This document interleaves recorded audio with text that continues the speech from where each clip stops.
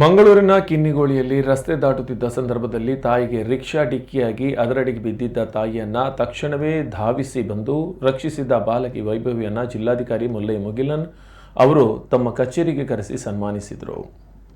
7ನೇ ತರಗತಿ ವಿದ್ಯಾರ್ಥಿನಿಯಾಗಿರುವ ವೈಭವಿ ಅವರಿಗೆ ಜಿಲ್ಲಾಧಿಕಾರಿ ಕಚೇರಿಯಲ್ಲಿ ತಮ್ಮ ಕೊಠಡಿಯಲ್ಲಿ ಪೇಟಹಾರ ತೊಡಿಸಿ ಸನ್ಮಾನಿಸಿದ್ದಾರೆ ಜಿಲ್ಲಾಧಿಕಾರಿಗಳು. ಬಾಲಕಿಯ ಸಮಯ ಪ್ರಜ್ಞೆ ಮತ್ತು ಧೈರ್ಯವನ್ನು ಶ್ಲಾಘಿಸಿದರು. ವೈಭವಿ ಪ್ರಜ್ಞೆ ಎಲ್ಲರಿಗೂ ಮಾದರಿಯಾಗಿದೆ. ಶಾಲಾ ಹಂತದಲ್ಲಿ ಮಕ್ಕಳಿಗೆ ಇಂತಹ ಸಮಯ ಪ್ರಜ್ಞೆ ಮತ್ತು ಧೈರ್ಯ ಮೂಡಿ ಬರಬೇಕಾಗಿದೆ ಎಂದರು. ವೈಭವಿಯ ಧೈರ್ಯವನ್ನು ಮುಖ್ಯಮಂತ್ರಿ ಸಿದ್ದರಾಮಯ್ಯ ಅವರು ಸಾಮಾಜಿಕ ಜಾಲತಾಣದಲ್ಲಿ ಸಾಗಿಸಿದರು. ದಕ್ಷಿಣ ಕನ್ನಡ ಜಿಲ್ಲೆ ಮುಲ್ಕಿ ತಾಲೂಕಿನ ಕಿನ್ನಿಗೋಳಿಯ ರಾಮನಗರ ಬಳಿ ಕಳೆದ ಶನಿವಾರ ನಡೆದಿದ್ದ ಘಟನೆ. ರಸ್ತೆ ದಾಟುತ್ತಿದ್ದ ಚೇತನ ಎಂಬುವರಿಗೆ ಆಟೋ ರಿಕ್ಷಾ ಡಿಕ್ಕಿಯಾಗಿತ್ತು. ಈ ವೇಳೆ ಚಾಲಕನ ನಿಯಂತ್ರಣ ತಪ್ಪಿ ಮಹಿಳೆಯ ಮೇಲೆ ಪಲ್ಟಿಯಾದ ಆಟೋವನ್ನು ಎತ್ತಿ ತಾಯಿಯನ್ನು ಮೇಲಕ್ಕೆ ಎತ್ತಿದ್ದಾಳೆ ಮಗಳು. ಟ್ಯೂಷನ್ಗೆ ತೆರಳಿದ ಮಗಳನ್ನು ಕರೆತರಲು ಬಂದಿದ್ದ ತಾಯಿ ಸ್ಥಳೀಯ ಅಂಗಡಿಯ ಸಿಸಿಟಿವಿಯಲ್ಲಿ ಈ ಅಪಘಾತದ ದೃಶ್ಯ ಸೆರೆಯಾಗಿತ್ತು. ವಿಡಿಯೋ ವೈರಲ್ ಆದ ಬೆನ್ನಲ್ಲೇ ಬಾಲಕಿಯ ಕಾರ್ಯಕ್ಕೆ ಸಿಎಂ ಸಿದ್ದರಾಮಯ್ಯ ಅವರು ಕೂಡ ಶ್ಲಾಘನೆ ವ್ಯಕ್ತಪಡಿಸಿದರು.